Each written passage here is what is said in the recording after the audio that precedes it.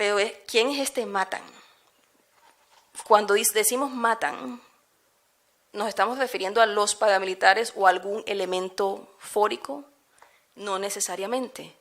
Por ejemplo, si decimos asesinan a Kennedy, luego en el texto dice el sicario fue identificado. Vemos que asesinan es plural y el sicario es singular. Es decir, no hay una relación directa, no hay una relación fórica entre el proceso y el actor.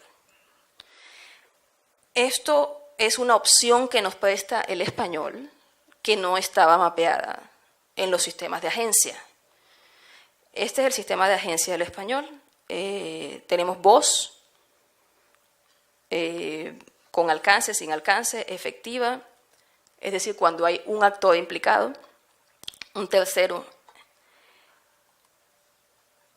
Y el inglés nos brinda la voz pasiva, pero parece que el español nos brinda más recursos para obviar, ocultar el actor. Entonces yo le añadí a esta red el sistema de explicitud del participante.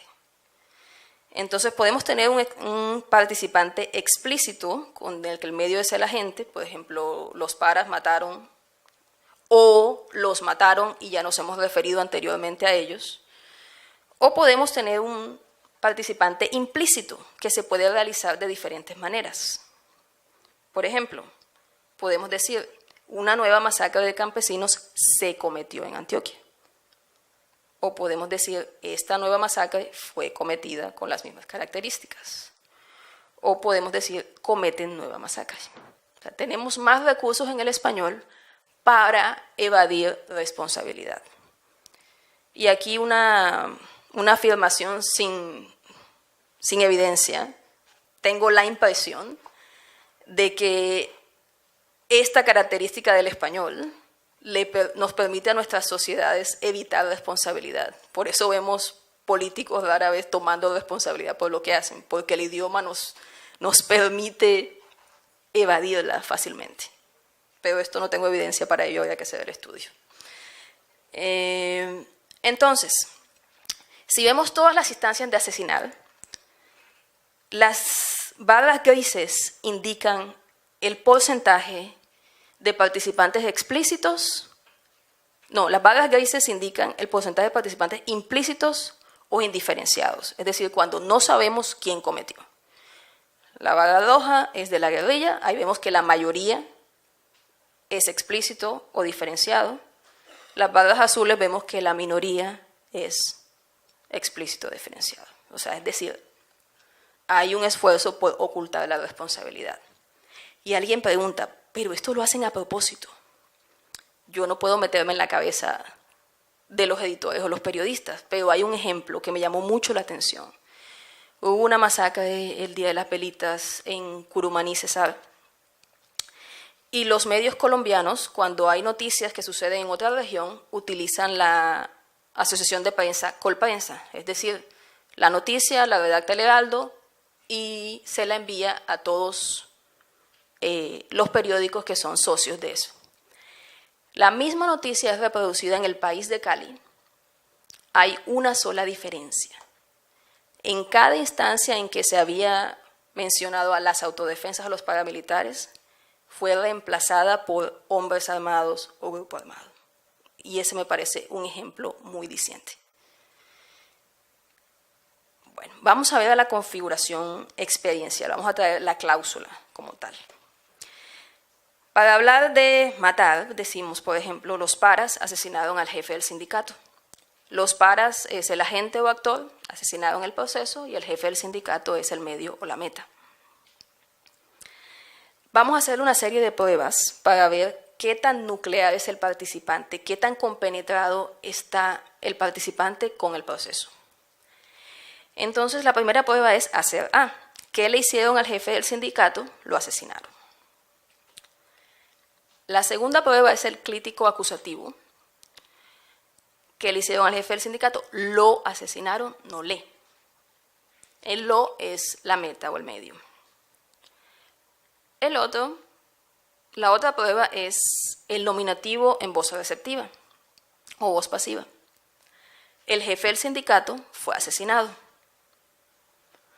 Es decir, que cuando usamos el proceso asesinar, la víctima está compenetrada con el proceso. No podemos separar a la víctima del proceso. Eso se llama la nuclearidad del participante. Sin embargo, hay otras formas lexicales de matar. Por ejemplo, los paras dieron muerte al jefe del sindicato. Los paras actor dieron muerte. ¿Es muerte parte del proceso o es muerte alcance? No sé. Y normalmente cuando damos algo a alguien, lo nombramos como beneficiario. Pero si estamos dando muerte, no podemos decirle beneficiario. Entonces opté por el término maleficiario. Entonces vamos a hacerle las mismas pruebas gramaticales. ¿Qué le hicieron al jefe del sindicato? Le dieron muerte. Pasa esa prueba. Pero el clítico acusativo no podemos decir lo dieron muerte. Tenemos que decir le dieron muerte. No pasa esa prueba. El sujeto en voz receptiva no podemos decir el jefe del sindicato fue dado muerte o muerte fue dada al jefe del sindicato. ¿Qué significa esto? Que cuando usamos una expresión como le dio muerte, la víctima está más separada del proceso. Es un participante. Pensemos en él le dio una flor a María. La flor es central al proceso. María no lo es tanto. Entonces, en este tipo de construcciones, la víctima está separada. No es tan nuclear como en asesinar. Entonces me di a la hermosa tarea de compilar todas las formas de asesinar y matar en mi corpus. Entonces, estas formas de matar, las que están resaltadas en gris, serían procesos materiales transformativos que indican manera. Todas estas pasan las 3 pruebas. Y estas son más comunes en el segundo periodo del corpus de la guerrilla, con una estadística, una significancia del 99%. Estas formas que no pasan las 3 pruebas son más frecuentes en el corpus de los paramilitares, con una significancia estadística del 98%. Es decir, en el primer periodo no hay mucha diferencia en este aspecto, pero en el segundo periodo sí hay una diferencia entre se escoge decir dieron muerte, quitaron la vida, cegaron la vida, en vez de decir asesinaron, mataron, descuartizaron, etcétera, etcétera. Vamos ahora a la valoración, el aspecto de juicio.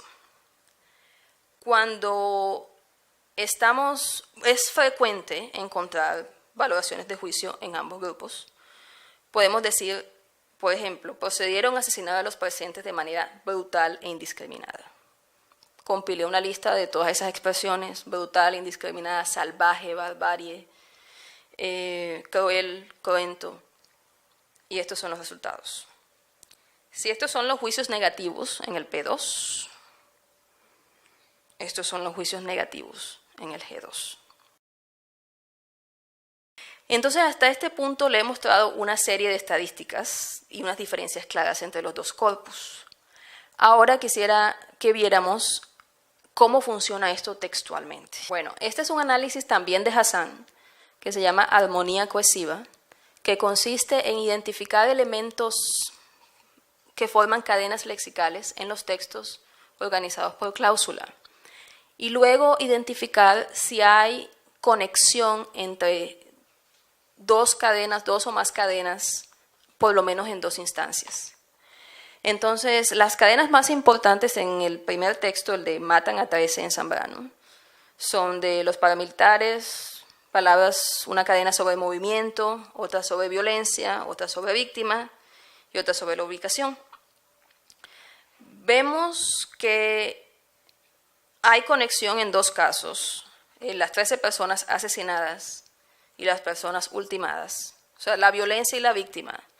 Sin embargo, ven que asesinadas y ultimadas no aparecen como un proceso aparte, sino aparecen como una cláusula que hace parte modificando a personas. Las 13 personas asesinadas, las personas ultimadas. y no hay una conexión directa entre el victimario, el proceso y la víctima. Están separados. Mencionan que se llevaron a los campesinos y que los sacaron de las viviendas, pero no hay una cláusula en que digan los paramilitares asesinaron a los campesinos. Y las personas son reducidas a un número. Y esto es muy frecuente en los titulares. Matan a 13, matan a 8, matan a 5. ¿5 qué? Vamos a ver ahora el texto de Angie, bebé víctima de las FARC. Bueno, entonces pueden ver que esta noticia no sigue la forma canónica de la estructura de las noticias duras, de tener un núcleo con toda la información. Cierto número de personas fue asesinado en tal parte, tal día, o sea, lugar, quién, qué, cómo, dónde, cuándo y por qué. Sino que sigue, es prácticamente una narración y tenemos información que de pronto en otros contextos no parecería relevante. Vemos, tenemos casi que personajes literarios en el que está la joven madre y hay una serie de atributos, es una madre devota que piensas luchar para salir adelante, sacar a su hija. Y vemos toda la conexión entre Angie, su madre, y procesos que indican que la está cuidando y está cuidándola. Cuando vemos la parte donde describen la violencia, también vemos que está directamente relacionada a la víctima, el victimario y el proceso. De una manera muy gráfica, es decir, porque hay los verbos que resalté en gris en aquella parte, previamente, decapitados, fue quemada, amputaron, son procesos materiales transformativos que dan una descripción gráfica de la violencia. Entonces, ven la diferencia entre estos dos tipos de reportar los avances. El segundo tipo, el de Angie, es mucho más común en el tiempo y en los reportajes sobre los hechos de la guerrilla. Ahora, si me preguntan cuál de las dos formas estás en favor, yo preferiría que los textos en los que los paramilitares cometen este tipo de actos fueran de esta forma. Es decir, que pudiéramos desarrollar solidaridad y empatía hacia las víctimas de los paramilitares. No estoy pidiendo que seamos secos, neutrales, vagos en los textos de la guerrilla. No estoy defendiendo o diciendo que es injusto el reportaje de la guerrilla. Estoy diciendo que las víctimas de los paramilitares son prácticamente invisibles y a veces reducidas solamente a un número. Entonces hemos visto una constelación de patrones, creo que he podido demostrar una constelación de patrones que refleja una ideología en la que los paramilitares son actores menores del conflicto. Entonces vemos que en ambos corpus hay menor número de palabras por texto, menor diferenciación, no sabemos quién está cometiendo la acción, menor dinamismo, actúan menos sobre personas, menor certeza de la responsabilidad, menor valoración negativa, menor nuclearidad de las víctimas respecto al tipo de proceso. Y hay otros aspectos que no alcancé a mencionar, por ejemplo, la voz de las víctimas. Cuando decimos dijo, generalmente en los textos quien dice de los paramilitares es un comandante del ejército o el alcalde, y la voz de las víctimas no aparece. También hay menor afecto. En los textos de los paramilitares vieron el texto de la guerrilla del dolor que sufría la madre al perder a su hija. Este está totalmente ausente en los textos de los paramilitares. Cuando aparece en hechos tan trágicos como la masacre del Salado, entonces la opción es ocultar. Podemos hablar del dolor de las víctimas, lo que sufrieron, pero no decimos quién lo hizo. Entonces, vemos ambos reportajes responden el qué. El quién no está muy claro en las noticias de los paramilitares, el a quién tampoco. en las noticias de los paramilitares solamente es un número en muchos casos, o campesinos o personas, vieron que era la palabra más frecuente. ¿Dónde y cuándo? No hay problema respecto a eso, pero el cómo sí hay mucha diferencia. Pero lo más importante es que el por qué no está claro. Y se supone que eso es una pregunta que se debe responder en toda noticia.